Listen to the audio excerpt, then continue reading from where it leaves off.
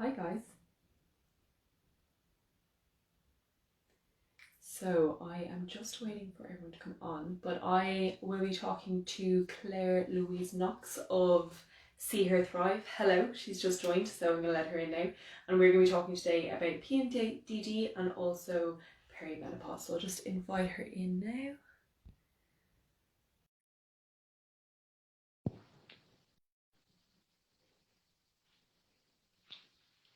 Hopefully, hello, are you in? I think we're just waiting for it to load. Yes, perfect. Hi, how are you? Hello, hello. How are you? I'm good. I'm getting, oh, there's a bit of feedback. Hopefully that's okay now. Can you hear me okay? Yeah, yeah. Yeah, okay, perfect. It's good. So nice to meet you and actually talk in person. Obviously, we've been chatting away on Instagram, but yeah, it's lovely to actually get to talk in person. Yeah, and you too. It's always nice to connect properly, isn't it, after messaging for a while? Absolutely. Yeah. Yeah, but no, I appreciate you coming on today. So thanks so much. Hopefully we'll get a few people joining. I see Louise has joined. Hi Louise, how are you? Um, so yeah, so basically we're going to be chatting today about kind of Clare-Louise's experience of PMDD and also perimenopause, and I guess like everything behind, what you did with LunaHub and all your work in that and everything. So yeah, super excited to kind of learn more about it. So I guess, I just put up a little quick post there about what PMDD is, but obviously, you know a lot more about it. So do you want to kind of give everyone who's watching and listening in afterwards like a little rundown of what PMDD actually is? Absolutely, yeah. So I'm sure everybody's familiar with PMS, which a lot of us have probably experienced. So in the run up to our period, we might have some physical symptoms and some kind of emotional symptoms. Um, well, PMDD is like that on steroids. So it's a very, very severe form of premenstrual syndrome, and it can cause a lot of very severe symptoms. So the difference between regular PMS and PMDD is really the severity and the impact it can have on your daily life. So Hmm. PMS, you can usually, get by with some painkillers and just take it a bit easier. PMDD is completely, it incapacitates you. It causes extreme mood swings, depression, anxiety, panic attacks. For some people, it leads to them having suicidal thoughts and self Hmm. harm and suicidal behaviour. So it's very, very serious. And although we're still kind of trying to figure out what causes it, it's what we Yeah. know is it's an abnormal reaction to the normal changes in hormone levels across the menstrual cycle. So Mm. we've got kind of two main events in the menstrual cycle. We've got ovulation, and then we've got menstruation or actual period.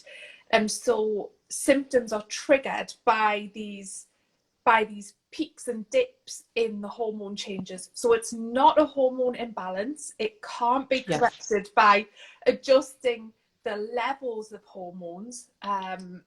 That is something else. It is just the body simply being like, I can't deal with this. Yeah.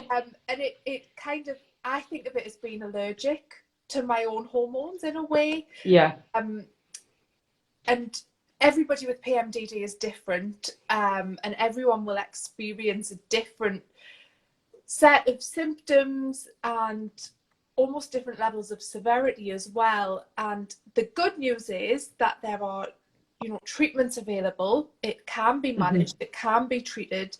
There's no cure, but with the right kind of medical support and um, lifestyle choices and the right kind of medication as well, Yeah. it can be managed. Yeah.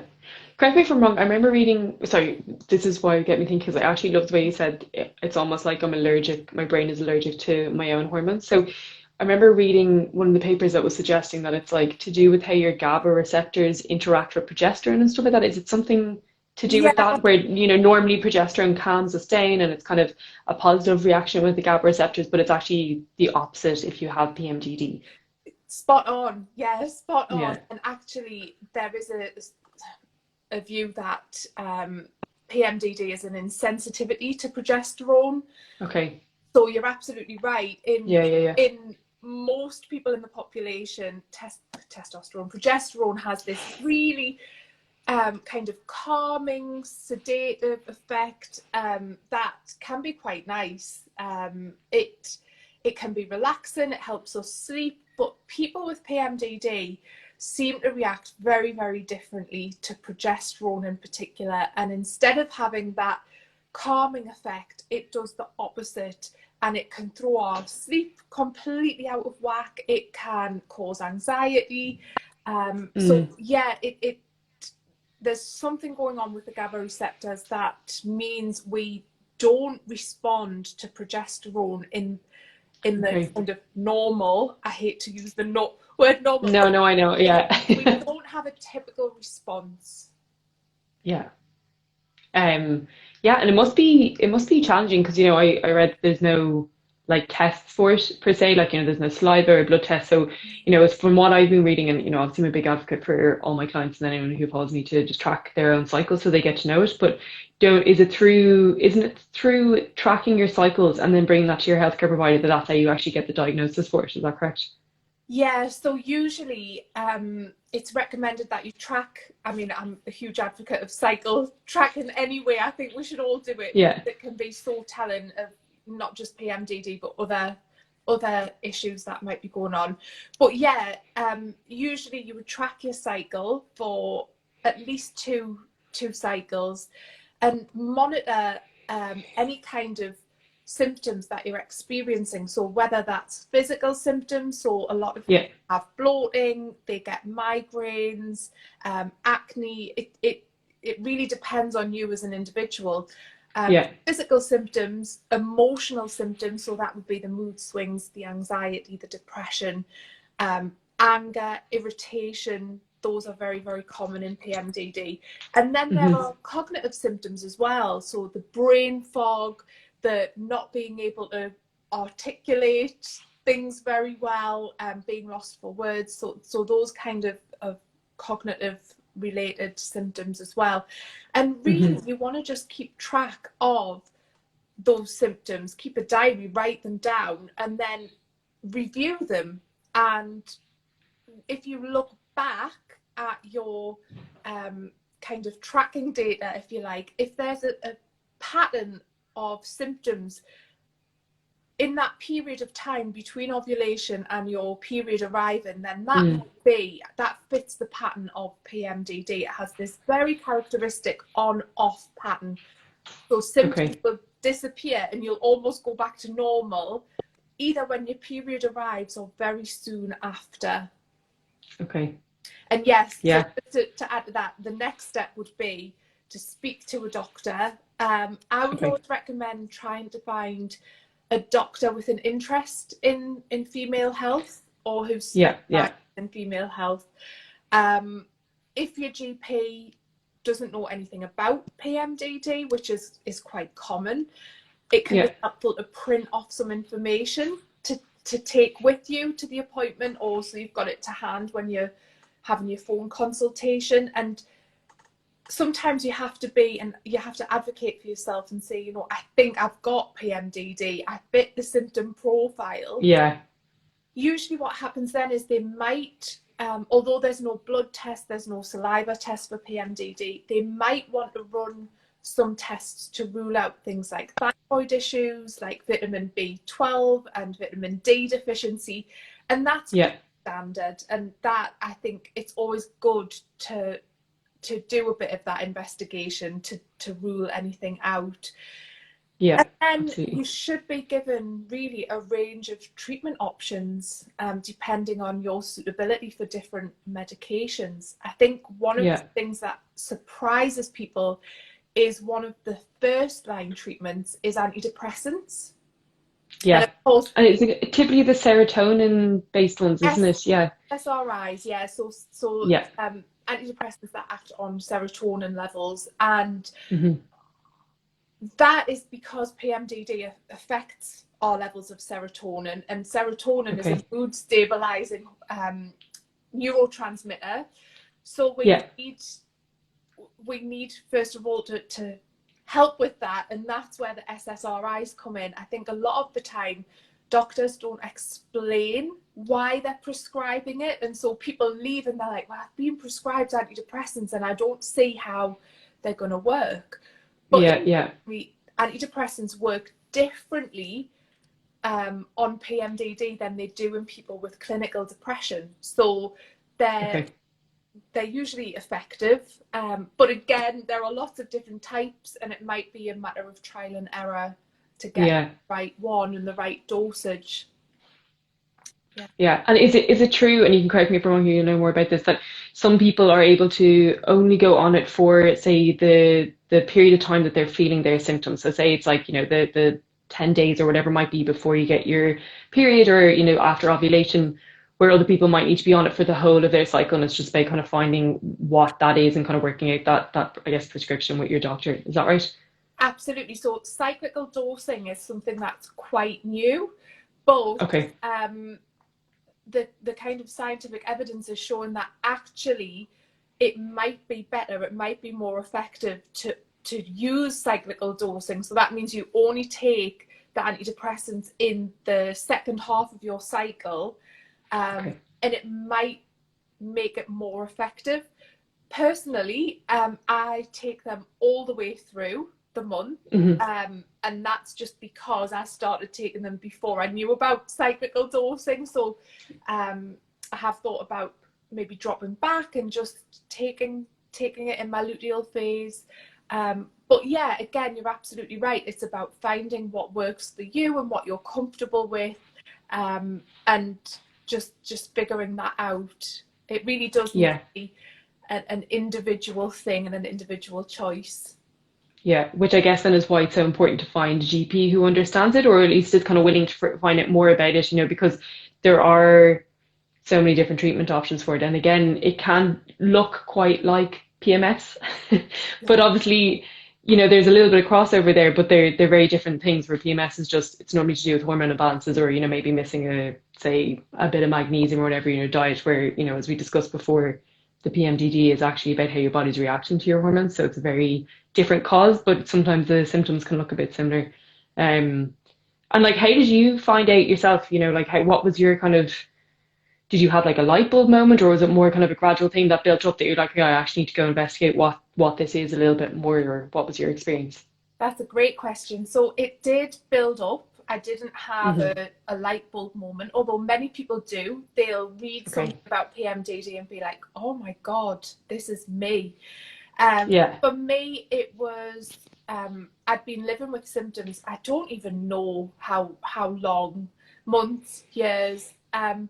It got to a point where I was losing days and I was just falling to bits. Because of Yeah. PMDD, I was, in a heap on the floor, sobbing about nothing. I was being triggered by just things that were really insignificant.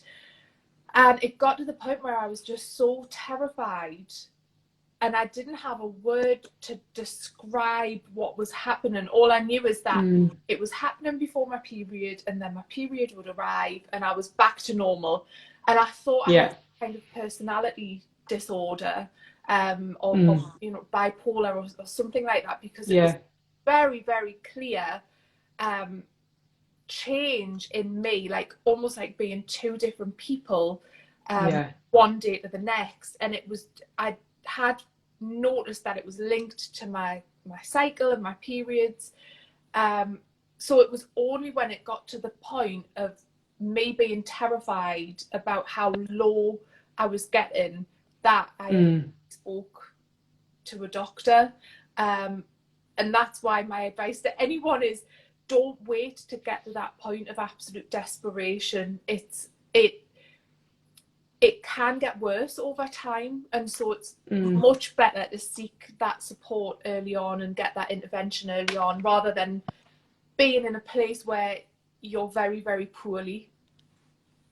Yeah, absolutely. And I'd imagine it's quite isolating as well because, there's like, again, I was reading up on it on the website, the IAPMD, Yeah, trying to just get a bit of information for the posts and stuff. And where it only actually got officially diagnosed as a mood disorder, like, was it? It's 11 years ago, 2013 or something like that, which I like actually isn't that.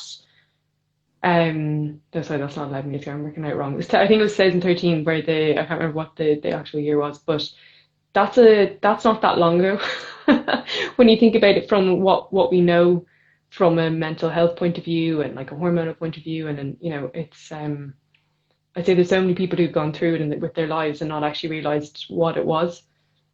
yeah, absolutely. There are so many people who are undiagnosed, and there are so Mm, many people who are misdiagnosed as having bipolar disorder or just, yeah, I know someone who was diagnosed with a whole host of different things, hmm. and it took years to actually pin down PMDD. And I think it Yeah, goes back to the point you made earlier of there is no diagnostic test. So it's not a case of, oh, we'll do a blood test and we'll test you yeah, for PMDD. When we can do that, I think the situation will be much better. And when we've got better education around what's normal and what's not normal, what's yeah. PMS, what's PMDD, it's going to really help women to get the support that they need. Yeah, because there is, again, I was reading on the website as well about PME, where it's premenstrual exacerbation, where you could have something underlying, but then those symptoms say, if it's kind of generalized anxiety disorder, or maybe even I think read that bipolar as well can be kind of exacerbated in and around that time. So, that again, although it looks like PMDD is a different sort of cyclical issue, for want of a better word. And again, I know that's kind of like a negative thing, but it's something that is going on with your health that is exacerbated at that certain point of time in your cycle, rather than it being how your brain is necessarily reacting to the hormones itself. And I actually saw that they had that screening tool, which is very useful, which is Yeah, great. yeah. So that on the IAPMD website, there is a self-screen tool, which is super, super helpful because if you're unsure, you can just go through Mm, that set of questions and it will say, it sounds like you meet the profile. you might have this. Yeah, yeah. Yeah. And PME, you, sorry, yes, another go on. You were saying about PME? PME is really interesting, and PME um, it can be difficult to differentiate whether it is PMDD or PME. Mm, But what we know is that the menstrual cycle can exacerbate underlying conditions. So if you do suffer from anxiety or depression, then premenstrually you might find that your symptoms get worse. People who are autistic as well might have yes, I PMDD. saw that. You did a Yeah, post about this recently. Yeah. yeah. And they can also have PMDD. So Mm. it really depends on the symptom pattern, and trying to figure that out.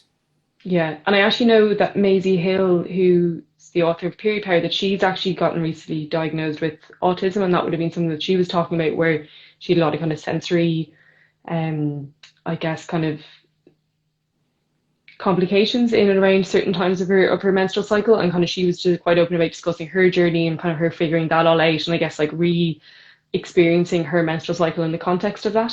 So I think it's great that, people are discussing it more, and that like people like yourself are sharing their own experiences, or like Maisie Hill talking about her experience, because it will hopefully resonate with someone who's seen that and maybe going through it themselves, and they're like, okay, this, might help me point towards a resource that I could get further information, or maybe advocate for myself, as you said, in your own kind of when you're having the discussions with your healthcare provider, because I think it's hard. And well, I know in like general practitioners in Ireland, they're general practitioners. They know a lot about lots of stuff, but so it can be hard to find someone who maybe has a very in-depth knowledge about this area of women's health or hormone health to actually kind of help you figure out what that is. So I think the more information that we can get out there about for us to understand, and obviously we can't self-diagnose, but we can come, as you say, armed with some information, being like, I think I fit this profile. Can you help me figure out if that's what's going on for me right now, or what it is? And like, how was it that you found out? Did you, once you kind of started noticing that yourself, did you go and speak to your healthcare provider, or what was the kind of process for you? Yeah, I was really lucky. So I went and spoke to my GP, who is, it's a different GP now, but she was lovely, and a young female. And I'm not saying that only young female doctors are lovely, but she was very understanding. She took me seriously. I know a lot of people have a very different experience, so I do feel incredibly lucky that I just happened to have this really, really empathic GP in front of me, and she was the one who said, well, and she didn't use the words PMDD, she referred to it as severe PMS, which is what you might get if you go to your GP in the UK or Ireland, because PMDD tends to be more common in the US, which said, no, it sounds like severe PMS. She talked about treatment options, and I mean, at that point, it would have been great to be given some information, which didn't happen. I then had to go away and Google. And that's when I discovered, I was Googling severe PMS, and that's when I discovered PMDD, and just totally fit all of the kind of diagnostic criteria. And then, of course, you discover other people who have this. And that moment of, oh my God, number one, I'm not crazy. It's not all in my head. This is real. Number two, there's a whole community of people living with this. And that really was life-changing. So the more we can give that to people and give them that moment of validation and break that loneliness and isolation, it's just so powerful. Yeah, and it's, you know, it's definitely something that I kind of would believe quite strongly in as well when I do my work through cycle talks. I can have a whole section of disorders and being like, look, here are the general overviews, and I have an ebook in it as well, and we're putting up just like where you can go get information on it, because I think, again, a lot of people just don't discuss these things, and then, you know, it might be endometriosis, or it might be PMDD, or, you know, it might be PCOS. And they just think that that's what's normal. And, you know, maybe even like the women in their families might have the same sort of thing. So they just think that that's really what a cycle is supposed to be, but it's actually not. You know what I mean? It's just about getting information. And I know that that's something that you do as well. You know, you do a lot of talks about women's health in the workplace, which is super cool. And then you were involved with IMPD as well, weren't you, on the kind of board there as well, which I think is brilliant. So do you want to kind of discuss a little bit more about that? And then obviously LunaHub as well, which is very cool. I was looking at it. So I was with IPMD for, I think, around 18 months or 2 years. Okay, brilliant. The board director. So that was super interesting. I got to learn a lot about PMDD, PME, premenstrual syndromes, and get involved in the kind of strategic planning of the organisation, which it's a charity, it's a global charity, it's a global organisation. And so being involved in something on that scale was just phenomenal. And they are plugging the gap, the healthcare gap at the minute, that should exist in the kind of healthcare systems around the world. They are plugging that vital information gap and providing peer support. Like they're providing life-saving support to people in crisis. And the amazing thing about that organisation is that it's all volunteer based, apart from a few staff, but everyone has lived experience of PMDD, so they're all on the PMDD journey themselves, and so they're all cycling, they're all dealing with their own challenges and their own struggles related to PMDD, and yet give so much to help other people. So that was just, it was really humbling to be part of that. What a great experience. Yeah. Because it is, you know, their website is brilliant. Like I remember coming across them, I think it was maybe like 18 months ago or something like that. God, maybe it was longer. I don't really know. It's like you lose half the year with with COVID. It's hard to remember timelines.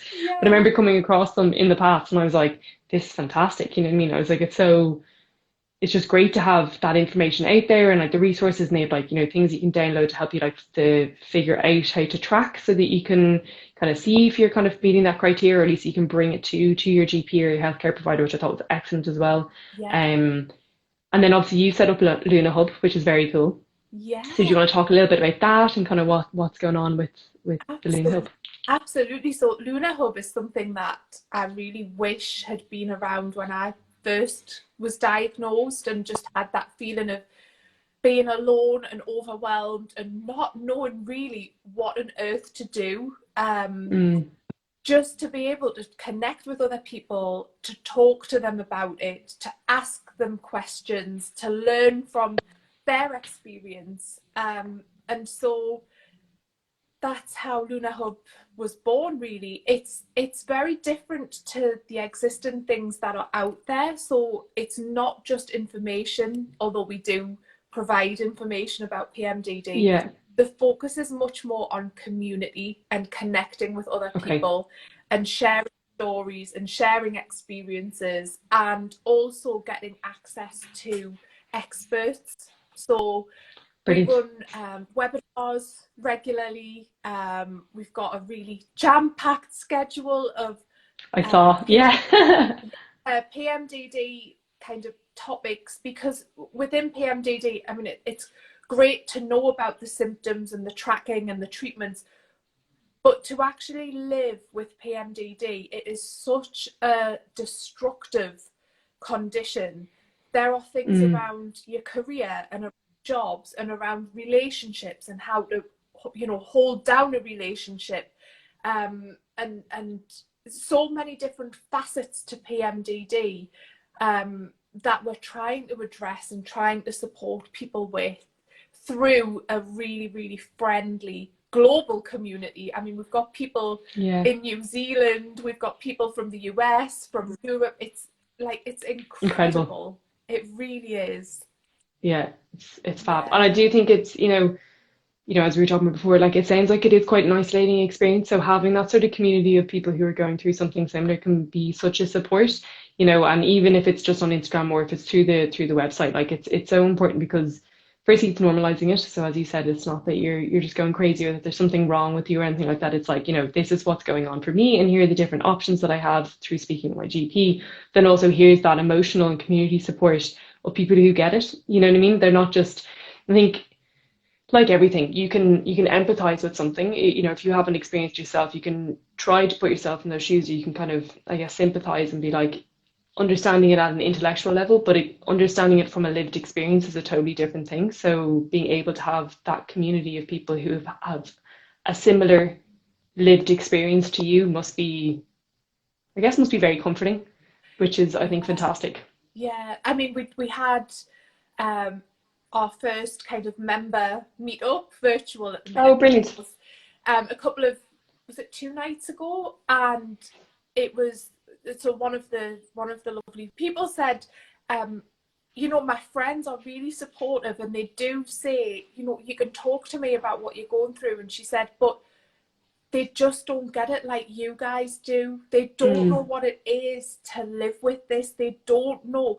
If I start talking to them about wanting to throw things off the wall, they're going to look at me like I'm bonkers. And she said, I don't have to explain that to you guys, because you get it because you're also going through it. And we all said, like, yeah, there's no judgment, there's no shame, there's no embarrassment. It is just bring your full self. It doesn't matter if you're going through hell week, like that's when we can support you the most and kind of pull together. It's the PMDD family that I hope everybody wants, and that's kind of the. It's great. No, it's cool. And I was looking at all the different kind of community events you have coming up and the website and everything, and it's brilliant. Like it looks like it's really comprehensive. Yeah. So I was like, oh, well done. Can't wait to talk to you about it. Thank you. Yeah. And I know as well, one of the other things that you're quite, I guess, outspoken about and kind of sharing your own experiences having or going through perimenopause as well, which so do you want to kind of talk about that a little bit more? Obviously, you can explain what it is and then kind of talk about through your own experience of I guess figuring out that you were going through perimenopause, and especially at the age that you're in, you know, people think it's normally an older woman in inverted commas Yes. thing to experience, but it can happen to people in their 30s. So yeah, I'd love to kind of hear what your experience of that was. So my pet peeve, first of all, is that we do see menopause as this thing that happens to midlife women.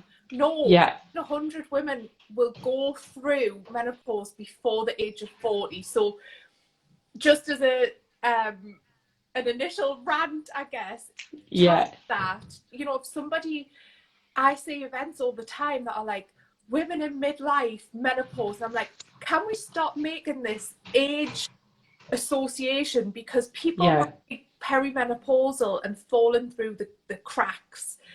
yeah. Anyway, rant over. So No, I think it's an important rant. Go for it. yeah, I agree. so we used to think of menopause as this one-off event, which is Mm, 365 days since your last period. What we now know, because we've started to do more research, thank God, in this area, thank God. Yeah.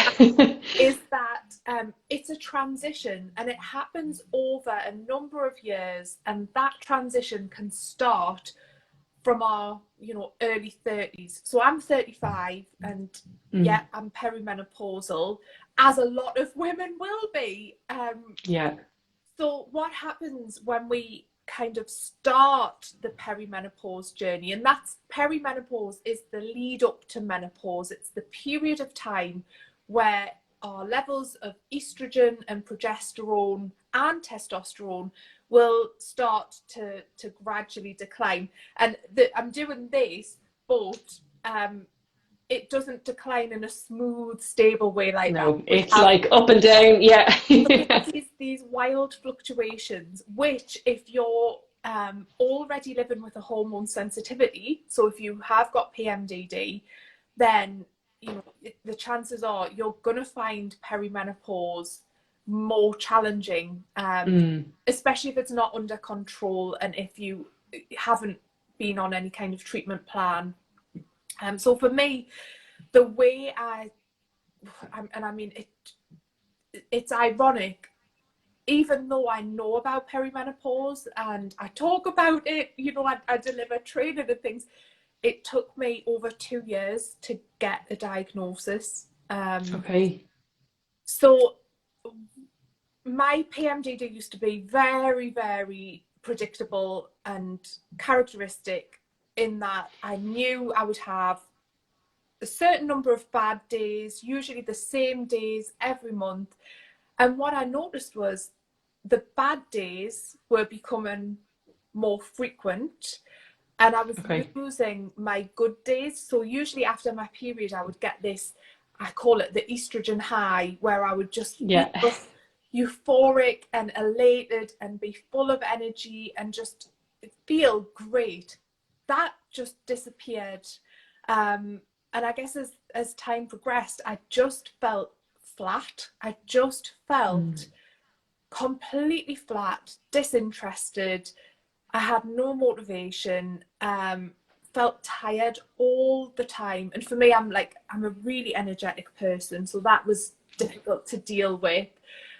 And just this, like, the just not, I couldn't get excited about anything. And that isn't me. mm, I just knew that wasn't me at all. And so I went to my GP first of all, and the initial yeah. response was, well, let's increase your SSRIs and see if that makes a Okay. difference. Didn't make a difference, because with perimenopause, antidepressants don't work. They don't do anything. They might help a bit with mood symptoms, but there's no evidence to say that that's the right treatment. Okay. And then the tiredness was just becoming so bad. I had blood tests, and it was really interesting. My testosterone came back high, and at the time I didn't realize, but that can be an indication that you don't have enough estrogen to Okay. metabolize the testosterone. So they all interact and interplay with each other. And an endocrinologist missed that as well. So GP missed it, endocrinologist missed it. Fast forward 2 years, I'm going backwards and forwards. I'm like, no, I'm still not happy. I'm still not feeling good. I got referred to a gynecologist who said, well, it's low estrogen. You're Okay. perimenopausal, it's low estrogen.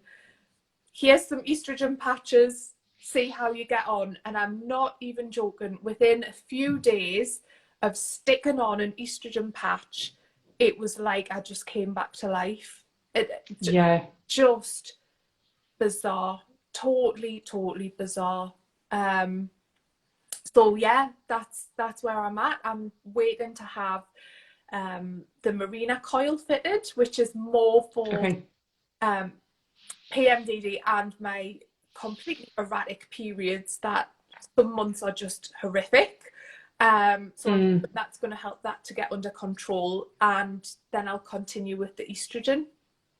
So okay, and is that because the Mirena coil has the progestin in it to try and So when you've still got a uterus, you need to have combined HRT, so that's really important. You've got to have, if you're taking estrogen and you've got a uterus, you need progesterone to protect the lining of your womb and stop it building up too much. So that you can get things like hyperplasia and stuff, can't you, where it builds up too thick and it causes issues and stuff. So yeah, that's kind of where I'm at. Okay. So perimenopause and PMDD, it's great. Yeah. But I think it's so important that people are aware that perimenopause can happen that early. So firstly, that PMDD is a thing, but if you're suffering from PMDD and it's how your body's relating to the hormones, and then you start going through perimenopause, which, as we discussed, is that like wild fluctuations of the hormones where your body's trying to like figure out what's going on and trying to like make you ovulate even though you might not kind of be able to ovulate that cycle and all this kind of stuff. Of course it's going to have an impact, you know what I mean? So and it is hard because 2 years is quite a long time for that to go undiagnosed, and also it's expensive. And I know it's something that even, women who have kind of endometriosis, it's kind of the common complaint is that it can take I think in Ireland it can take up to 9 years to get correct diagnosis of endometriosis and stuff like that, which is just insane. And like how many back and forth sessions you must have. So, I really do think that things like the LunaHub or you talking about your own experience, I know there's some other kind of women out there on Instagram who are talking about their experience with going through early perimenopause as well, is so educational and I guess empowering for other women to then be like, oh, that sounds quite familiar to my experience. Maybe I should go look into that a little bit more. Maybe here they're referencing this paper, or are they referencing this website where I can go get information?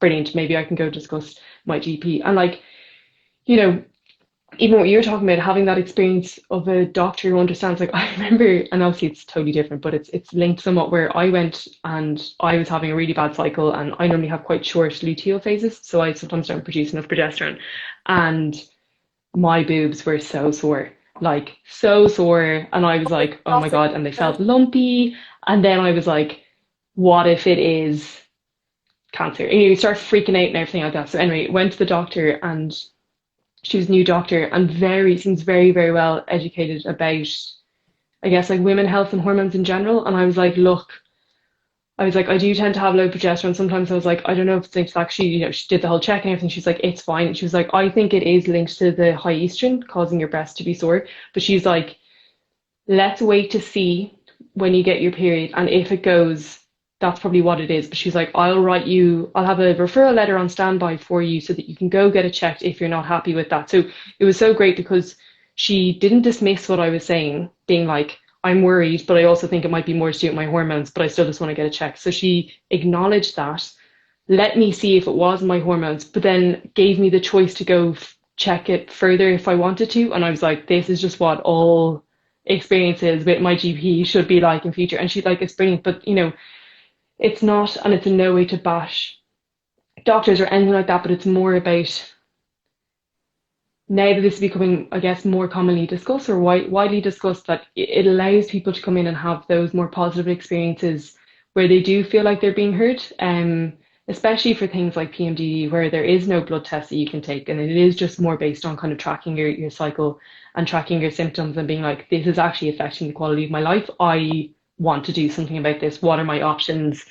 Um, so yeah, I just think it's brilliant what you're doing. And you do a lot of stuff with through talks and women in the workplace as well. Do you want to have like a little talk about that? And I think I know like loads of people are interested in that, especially if you're trying to manage PMDD and your energy with a kind of more traditional workplace environment. Yeah. So yeah, do you have any advice for people who are in that situation? Um, so managing work and PMDD. Yeah, Yeah, exactly. Yeah. yeah.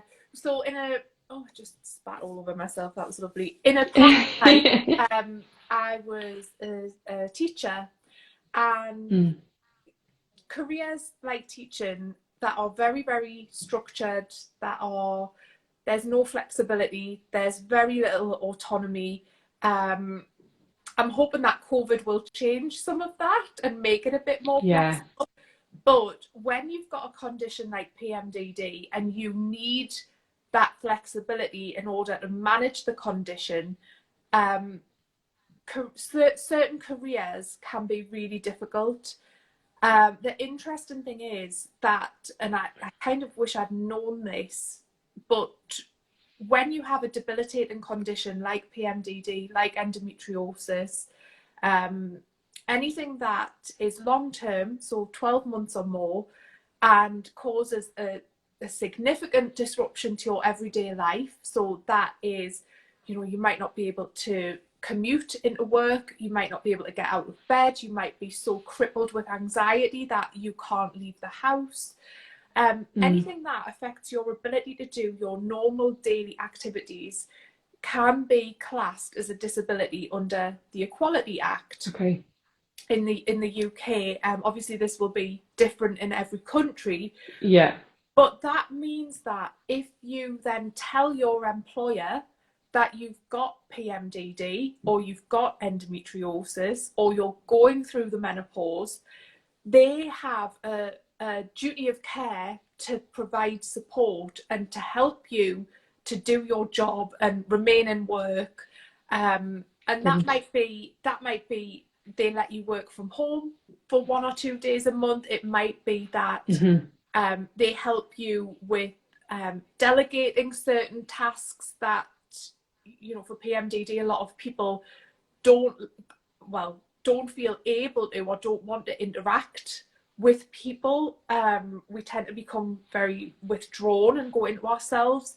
So taking off things like customer facing responsibilities, and reallocating tasks can be really helpful. It might be that you're Okay. allowed to just go and attend appointments.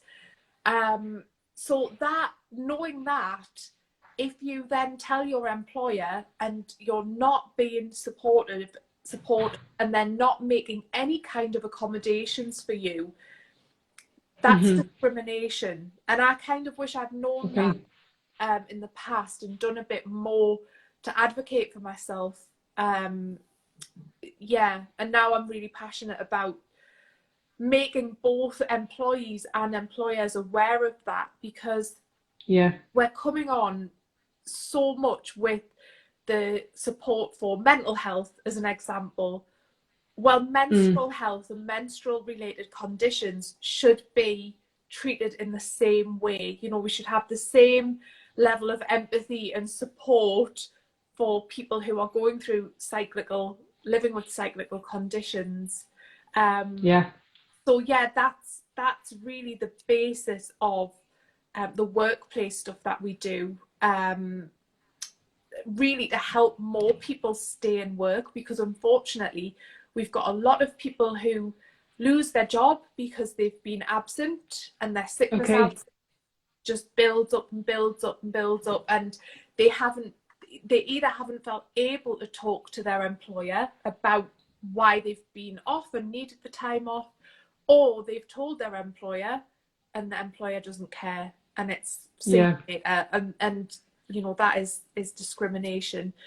And then we've got people who, these things really do affect your confidence as well. And Mm. you start to question whether you are a good employee, whether you can do the job, whether, you know, whether you there's a really horrible part of PMDD that is this self-loathing and self-deprecating where you just beat yourself up, and that really does affect your confidence. So we've got very, very talented people who are not putting themselves forward for promotion, and it's really sad. You know, we look at organizations and they're incredibly unequal, especially at the top, and this is a big part of that jigsaw. And if we just did more to support the needs of female workers, I think we'd have a very different situation. Yeah, yeah. And it is so funny because I'd say a lot of people who are going through things like that just wouldn't even think that it would count as a disability or even that they'd be able to get support. It's just like, oh, I have to just get on with this myself and I can't say anything because no one's going to really believe it's a thing, even though it is a thing. And, you know, there's all those dialogues that you have in yourself. And I think that self-confidence thing is a huge one as well, where because it is so debilitating, as you discussed, there's a risk that you might start then associating your, I guess, abilities or your self-worth with that phase of where you are in your cycle rather than what you're like on the other phases of your cycle, you know, and trying to, I guess, almost discount the fact that it is a mood disorder and that, you know, there is a condition there that you're trying to struggle with. And, you know, I think it's probably about trying to like reframe it as being like a resilience rather than something that's a weakness, you know, because it can't be easy. Like if you have to go through that every cycle, like that's a very difficult experience to have to go through, you know. So I think it's brilliant, that work that you guys are doing. So it's great. Thank you. I would definitely echo that. The people I've met in the PMDD community are the most resourceful and resilient people I have ever met in my entire life. The fact that every month they go through this and bounce back, knowing that it's going to come again. I mean, that's resilience on another level. That is just off the scale. And I think you make a really good point in that we need to showcase that. Like, you're not going to find anyone more resilient than people with these conditions, because they are absolute warriors. And that is super rare to find that, and to find people who are so self-aware that actually they've learned how to manage it and how to adapt. So there's also a level of being able to adapt and adaptability to be able to cope in kind of unknown and volatile situations. So if we could just highlight those positives as well, and those real that real strength of character, it would help to reframe it, definitely. Absolutely. I think, you know, your point about the fact that COVID hopefully is changing work environments where it might allow people a bit more flexibility. You know, I don't know if you've ever read the book Wild Power by the Red School. They kind of do like menstrual cycle awareness and stuff, and they kind of talk about like the power of the femininity and kind of allowing yourself that 1% where you try and like respect your menstruation and kind of like sit with it and experience it and all. And again, you know, that might be different for someone who's experiencing PMDD, but that whole idea of in a modern world where we're super connected and we're turned on and we're, you know, set up in a structure that is office based, or it's kind of traditional work hours and kind of work calendars and all that kind of stuff, can seem very hard to do. And I know it's something that even myself I'm trying to do a little bit more and more, is try and take advantage of those stages of my cycle where I'm feeling good, and then give myself a bit of breathing space, or at least try and be a little bit kinder to myself when I might be feeling wrecked and I might be bleeding and I just like can't, you know, have migraines, or I just feel awful. And then that's at a whole other level than if you're going through the experience of having PMDD. So hopefully through kind of people discussing it more, and then also just, I think, hopefully a more flexible approach to work and getting things done, and it not having to be a present experience. You can still get the work done, but it might just mean that you have a week off or a few days that you're actually not doing as much, but you've still done the same amount of work over the course of, say, a month, and trying to re-educate people that that's actually just as good work as having to clock in 9 o'clock every morning and then leave at 6 or whatever it is every single day of every single week. So yeah, hopefully, Yeah. hopefully we'll all start turning the tide. I hope so. I hope we quickly wake up and realize productivity isn't linear. You know, Yeah, we absolutely. don't wake up every day, and we're not robots. We have good days, we have bad days, and that is everyone. You know, we things happen, life happens, health happens, illness happens, bereavements happen, like things happen, and productivity will be affected. But Mm, does the work get done? Yes. And secondly, is the work like life and all important?